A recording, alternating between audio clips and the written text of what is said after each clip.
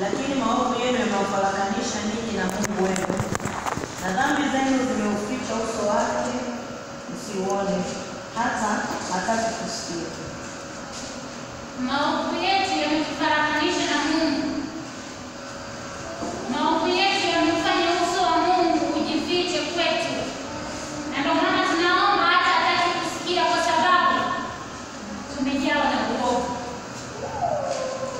Kwa sababu tumefunikwa na wingu la uovu. Na ndio maana tunaomba hataki kusikia. Lakini neema ya msalaba iko kwa ajili yetu na imeachiliwa, kwa sababu sisi hatujakamilika, tunakamilishwa na Kristo. Haleluya. Amen. Lakini pia inathibitishwa katika Zakaria 3 mstari wa 7.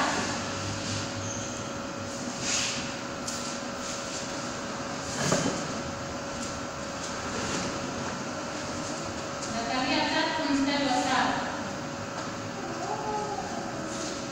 Neno la Mungu linasema, Zakaria 3 mstari wa 7, Bwana wa majeshi asema hivi: kama ukienda katika njia zangu na kama ukishika maagizo yangu, ndipo utakapoihukumu nyumba yangu,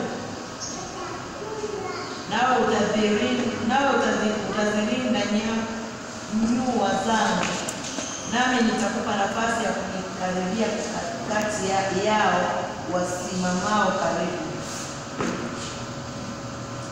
Kumbe tukiziondoa dhambi zetu ndipo tunapata kibali cha kumsogelea Mungu.